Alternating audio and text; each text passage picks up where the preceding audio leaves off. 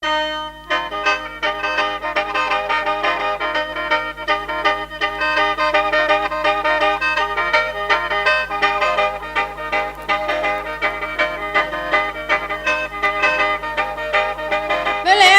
มเจ้าไปแลข่อยคือในน้ำแม่สิขอแก้ปัญหา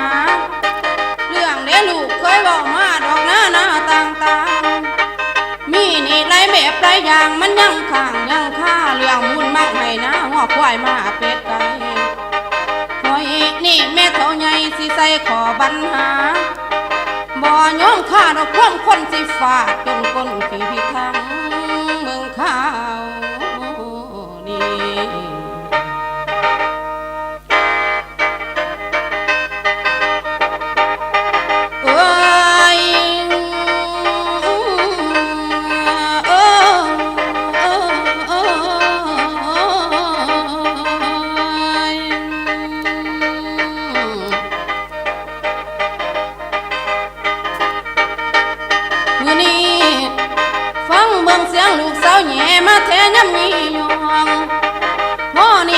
ฟังฟาดโหนโยนตองต่อยบะพี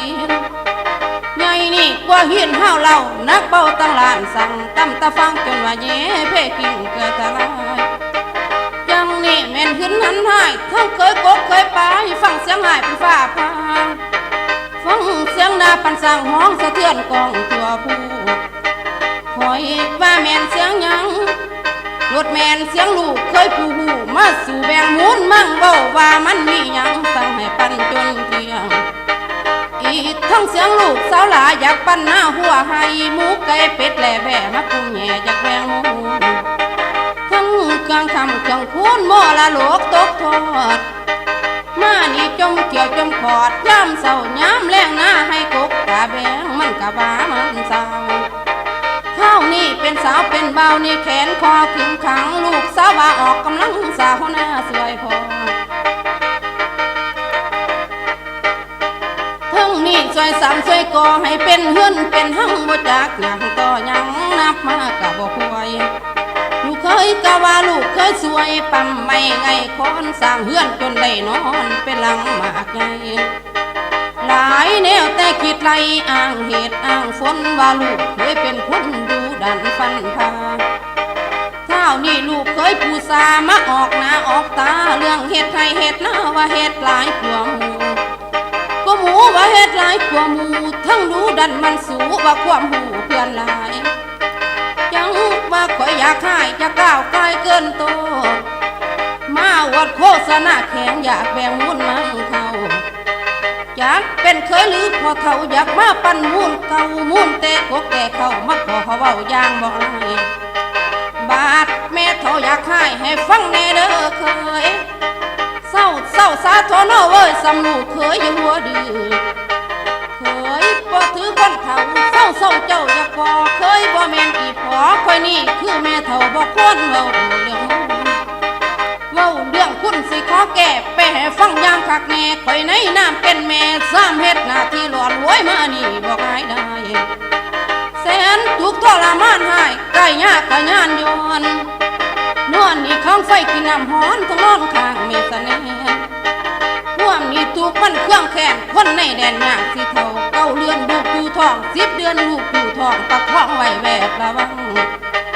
เกิดมายังประล้มเลี้ยงบุตรีแต่ยังอ่อนยังขมกจกขพรนอนในบ่อิ่มตาเลี้ยงลูกมาแต่เป็นเบียกะซ้ำในเป็นเมียของเจ้ากะบ่ง่ายผู้ซ้ำไม่หลดแม่เจ้ามาเมาถืนคมเข็นสนุกกินสนุกดินนอนเว้นจนบ่ตื่นจังนี่แม่นสาดคอยหึงมาหยวกให้คอยขึ้นหึนหอนอยู่บ่เศร้าบอกแน่เด้ออีตาเฒ่าสองเฮาคือเจ้าโคตรลูกเคยโพดจังสี่จะทวงหนี้ไรคุณหน้าน้อยเดียวสีมาวุ่นควายนี่2 โตสีมาวุ่นปั่นมูนมันบ่แมนมีนี่แต่ไม่ขอนแกนนี่ตีข่อยสิให้คันอยากได้กว่าเขาความจริงแม่นี่เท่านี้แกอาศัยลูกและเต้ามองเลี้ยงลำวัวละมาให้แม่ถือศีลทำในวัดบ่เกี่ยวเฮือนซ่านบ้านบ่ลิหันหาเลี้ยงมารดาต้องเป็นลูกใส่ผูกพันหอบล้านประสานส่วนสวยต่างบาดลูกเคยลูก างกะถามหาเครื่องคำคุณเคยมีมากกะซอกหาหมดเกี่ยงบ่จักเสียงบ่จักสอมาขอปันได้ง่ายๆพ่อแม่ยังบ่ทันตายสิกุมเหตุกระดูกหลอนให้เศร้าทอนยาจา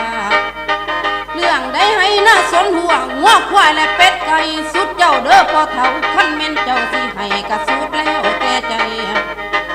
ถ้านี่แม่นเจ้าบ่อยากให้กะหาละไรมันนี่ลูกสาวเฮาอับปีลูกชายเฮาอันบ่ดีสิไล่ดีกะสุดเจ้าสุดโลดเด้ออีตาเฒ่าสมควรเอาจังไหนแน่ให้เจ้าหาขอแก้ปัญหานี้เบิ่งซาปัญหานี้เบิ่งสาสองเท่าเลี้ยงมันมาจนใหญ่กะหลอน